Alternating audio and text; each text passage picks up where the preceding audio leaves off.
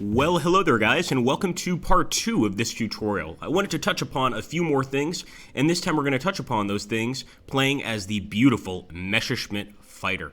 So, what I'm going to talk about now is obviously altitude, as well as guns, as well as, of course, speed. So, in this particular case, we know that on the left, this determines our altitude. On the right, this determines our speed.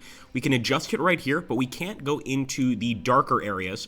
And even if we try to lower our altitude, for instance, you can see that we're losing a little bit of control over the direction of the plane. You do have to give up some things to gain others. That's just a fact of the game. Unless you have a veteran pilot, most of your pilots are going to have to obviously lose some qualities to accomplish certain tasks. Just temporarily, of course. So we're going to go ahead and move this guy forward. And really what I'd like to do, guys, is show you the dice roll system in the game, which also applies to the miniature game, and basically show you how you can maybe get a hit on the enemy, possibly destroy an enemy plane, etc., etc. So with this guy, I'm also going to lower altitude, and I can actually go all the way down to 3. Now, a lot of the times what will happen is you'll get a warning saying basically airspeed 0. And what that means is that you've pushed the limits of your plane too much. And if you continue to move with that plane, it will spin out of control and you will probably lose it. Should also mention that if you fly one tile off the map, you have the potential of not returning to the mission. So that's definitely something to consider here. We also occasionally have something called aircrew confusion, and that's either due to altitude sickness or, simply pure confusion, in which case you might actually find yourself in this situation where your aircrew starts to panic and does a 180-degree turn or even damages the plane. Now, in this case, I'm going to try to turn towards those hurricanes, but I think it's going to be hard to catch them. They're at an altitude of about 6, so I'm actually going to increase my altitude. Looks like I can increase my altitude. I could decrease my speed a bit, but I don't think that's going to help me. So we're going to go ahead and continue forward. And it looks like we're going to get our first hit, guys, and I can discuss the gun systems here. Now, right now, our hit chance is 0%, and I'll explain why. We're using a cannon here for our first shot. One thing you may have noticed between this and the Hurricanes we used in the earlier mission is that this particular plane comes outfitted with 2 gun systems.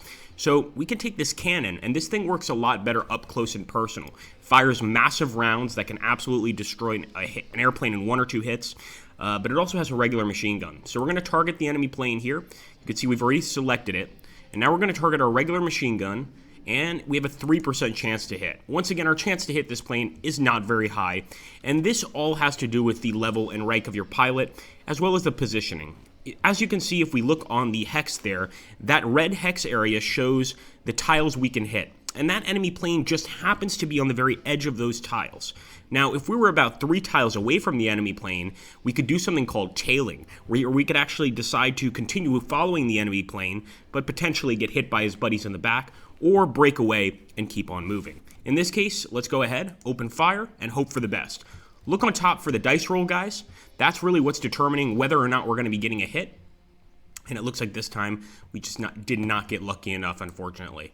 I'm going to raise my altitude with this plane. Maybe we can go ahead and get into another little bit of combat here. Ooh, he is very close to the enemy.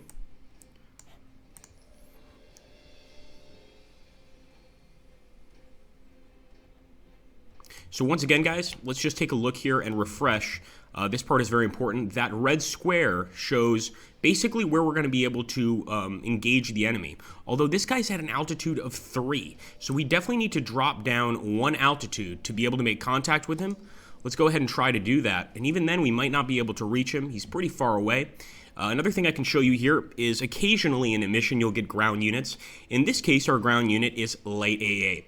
Now, if we select this plane, since he's flying at 3, which is pretty low, we actually have about an 8% chance to hit him. If he was flying at 4 or 5, our chance would be about 3. So that's actually pretty dangerous for him, even though it's just 8%.